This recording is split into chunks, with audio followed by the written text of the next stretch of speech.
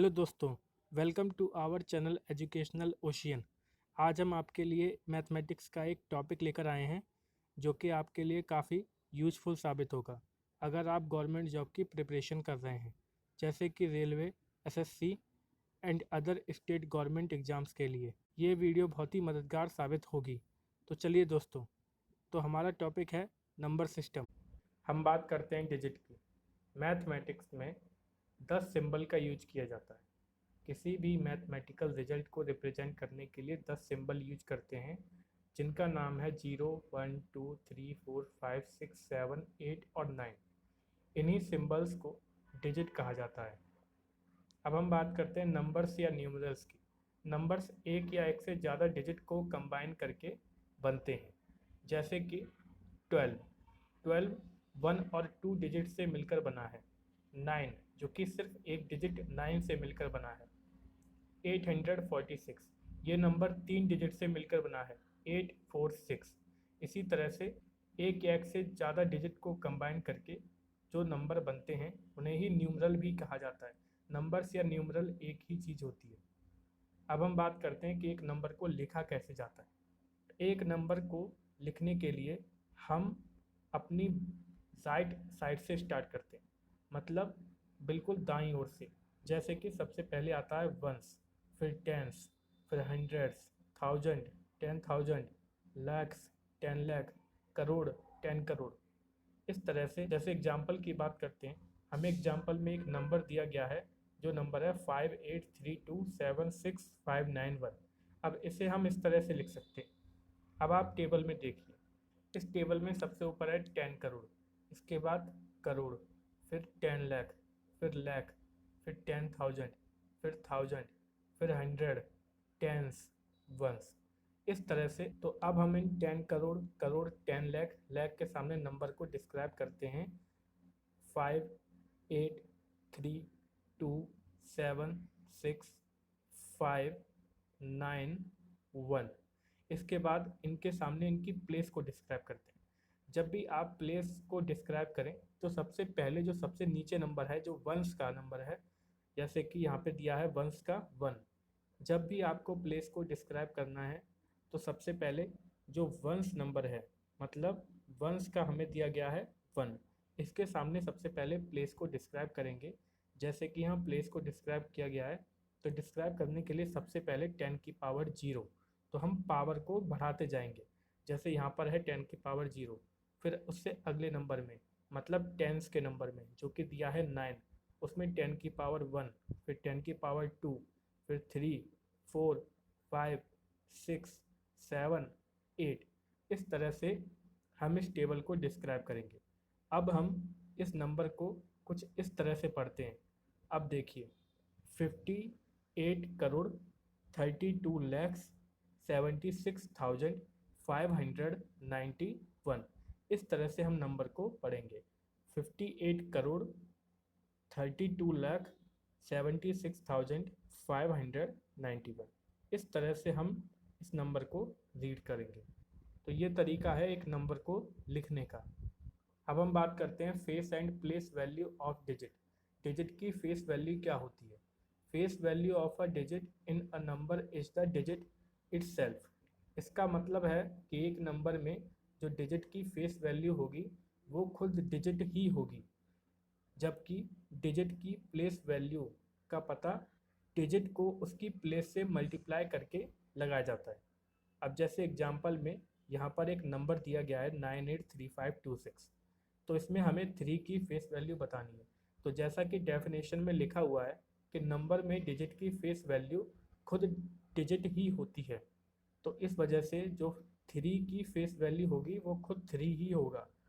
अगर 3 की place value को डिटरमाइन करना है तो उसके लिए हमें 3 को 3 के प्लेस से मल्टीप्लाई करना पड़ेगा, और 3 का प्लेस होगा 10 की पावर 3, क्योंकि आप देख सकते हैं जब आप 983526 को राइट साइड से देखेंगे तो 6 वंस पे आएगा, 2 टेंस पे, 5 हंड्रेड पे और 3 थाउजेंड पे। इसका मतलब ये है कि 3 का प्लेस 1000 है, तो हम 3 को 1000 से मल्टीप्लाई करेंगे तो जो हमें वैल्यू मिलेगी वो उसकी प्लेस वैल्यू है। तो यहाँ पे 3000 3 की प्लेस वैल्यू है। अब हम एक क्वेश्चन सॉल्व करते हैं। क्वेश्चन में हमें दिया गया है कि 7380 में 7 की प्लेस वैल्यू को फाइंड करो। तो चलिए इसे सॉल्व करते हैं। तो 7380 मतलब 7380 में 7 की प्लेस वैल्यू होगी, प्लेस वैल्यू ऑफ 7 इन 7380। इसे निकालने के लिए हम 7 को उसकी प्लेस से मल्टीप्लाई करेंगे। अब हम 7 की प्लेस वैल्यू को निकालने के लिए 7 को उसके प्लेस से मल्टीप्लाई करेंगे। तो देखिए 7 इंटू, अब उसकी प्लेस देखते हैं। तो 7380 में 7 का जो प्लेस है वो है 10 की पावर 3 मतलब 1000। तो 7 को जब हम 10 की पावर 3 से मल्टीप्लाई करेंगे तो इसकी वैल्यू आ रही है 7000।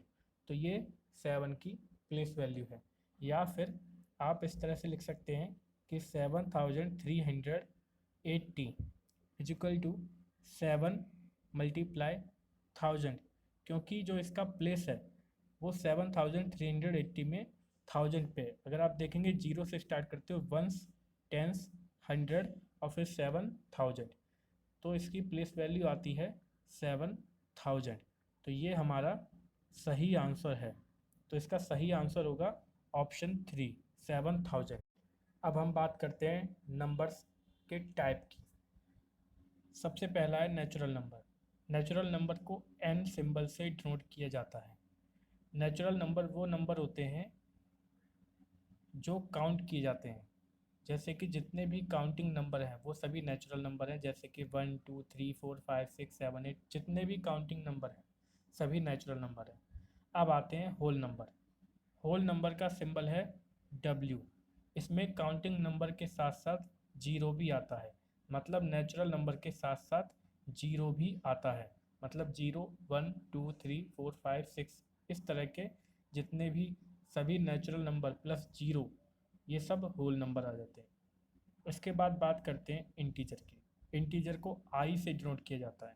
इसमें होल नंबर के साथ साथ जितने भी काउंटिंग नंबर हैं उनके नेगेटिव भी आते हैं, जैसे कि -4 -3 -2 -1 0 1 2 3 4 5 6, जितने भी काउंटिंग नंबर हैं उनके नेगेटिव प्लस होल नंबर्स जैसे कि 0 1 2 3, ये सभी इंक्लूड होकर इंटीजर बनाते हैं। अब बात करते हैं इवन नंबर की। इवन नंबर वो नंबर होते हैं जो कि 2 से डिवाइड हो सकते हैं, जैसे कि 2 4 6 8 10 12 14 सभी इवन नंबर हैं। ऑड नंबर वो नंबर होते हैं जो कि 2 से डिवाइड नहीं हो सकते, जैसे कि 1 3 5 7 9 11 13 15, ये सब नंबर 2 से डिवाइड नहीं हो सकते। जितने भी नंबर इस यूनिवर्स में हैं जो 2 से डिवाइड हो सकते हैं वो इवन नंबर होते हैं, और जो नहीं हो सकते वो ऑड नंबर होते हैं। अब बात करते हैं प्राइम नंबर की। प्राइम नंबर वो नंबर होते हैं जो या तो 1 से डिवाइड होंगे या फिर खुद से डिवाइड होंगे और किसी से डिवाइड नहीं होंगे, जैसे कि 2 3 5 7 11 13, ये सभी नंबर या तो 1 से डिवाइड हो सकते हैं या फिर खुद से ही डिवाइड हो सकते हैं। जबकि कंपोजिट नंबर प्राइम नंबर के अपोजिट होता है, मतलब ऐसे नंबर जो प्राइम नहीं होते, जैसे कि 4 6 8 9 10 12। जैसे कि आप अगर देख सकते हैं तो 4 2 से भी डिवाइड हो सकता है, तो इसका मतलब ये प्राइम नहीं है।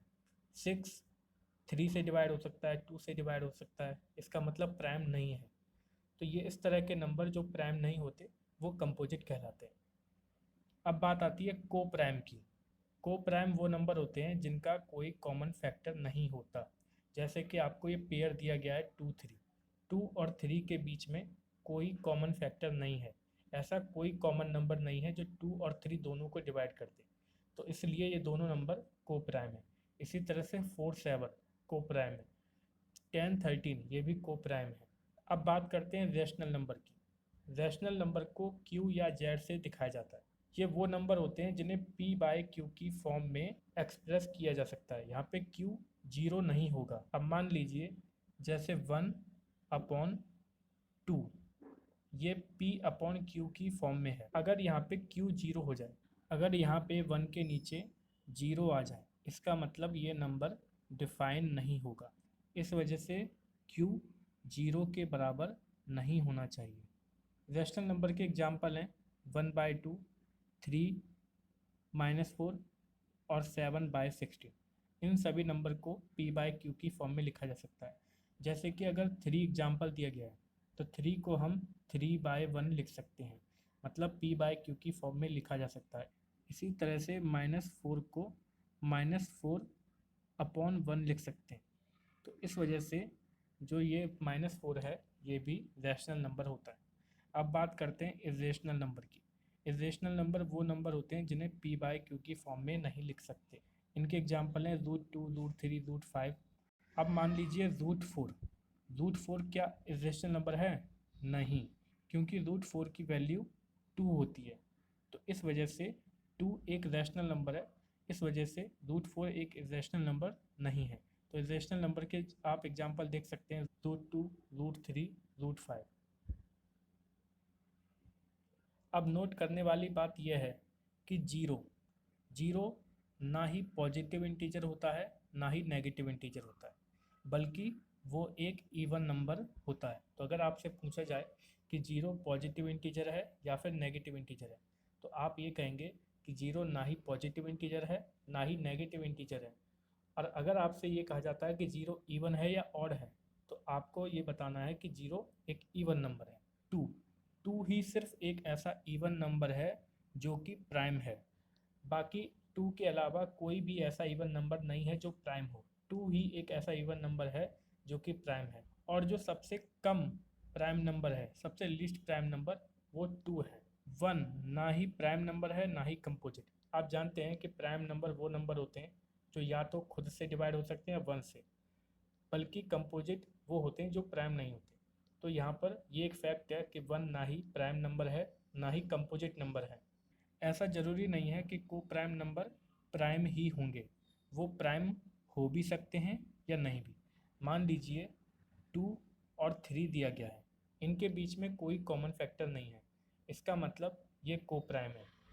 इसी तरह से अगर 2 के साथ 9 दिया जाता तो भी ये को प्राइम है, क्योंकि इनके बीच में कोई कॉमन फैक्टर नहीं है। लेकिन आप जानते हैं कि 9 एक प्राइम नंबर नहीं है, क्योंकि 9 को 3 से भी डिवाइड किया जा सकता है और 9 खुद से भी 9 से डिवाइड हो सकता है और 1 से भी डिवाइड हो सकता है।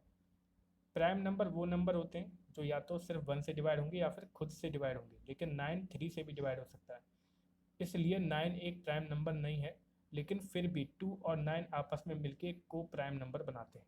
अगली नोट करने वाली बात यह है कि पाई एक इरेशनल नंबर है।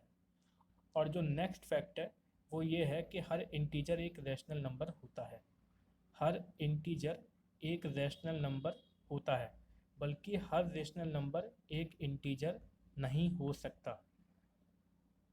जैसे कि अगर 1/2 है, ये एक रैशनल नंबर है क्योंकि ये P/Q की फॉर्म में है, लेकिन ये एक इंटीजर नहीं है।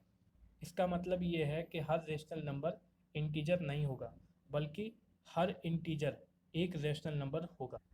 अब यहाँ पे आपके सामने एक क्वेश्चन है जिसमें पूछा गया है कि इनमें से कौन सा नंबर एक इरेशनल है और 4 ऑप्शन दिए गए हैं। तो चलिए इसे देखते हैं। जैसे कि 22/7। 22/7 को P/Q की फॉर्म में एक्सप्रेस किया गया है। Is expressible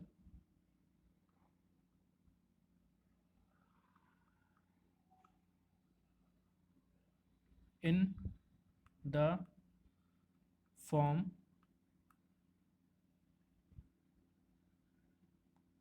of P/Q। तो ये 22/7 रेशनल नंबर है, सो इट इज रेशनल।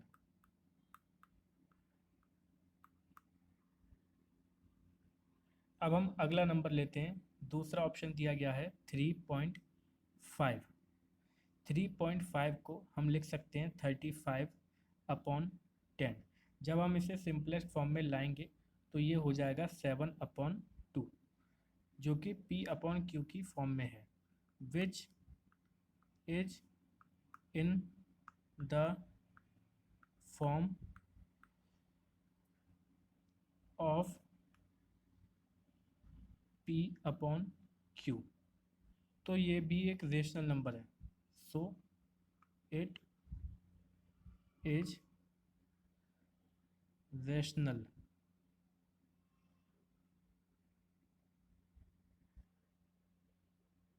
हमें तीसरा ऑप्शन दिया गया है 7। 7 को भी हम 7/1 लिख सकते हैं, ये भी P अपॉन Q की फॉर्म में है, which is in the form of P upon Q। ये भी P अपॉन Q की फॉर्म में है, तो ये भी एक रेशनल नंबर है, so it is rational.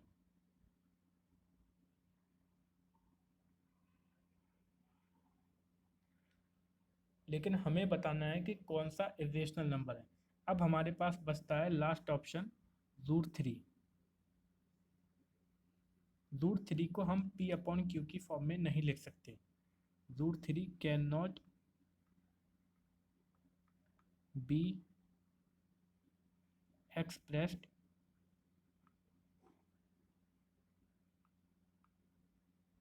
In the form of P upon Q। तो ये एक इरेशनल नंबर है, so it is irrational.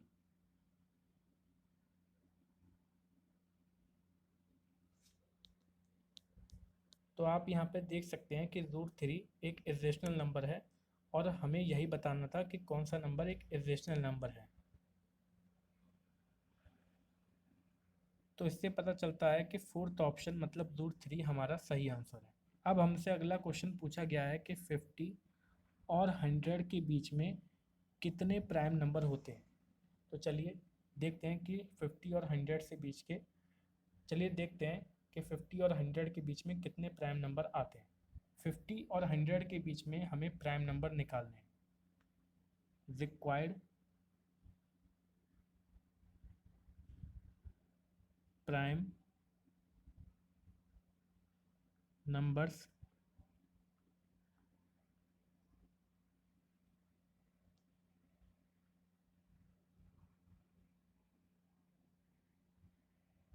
Between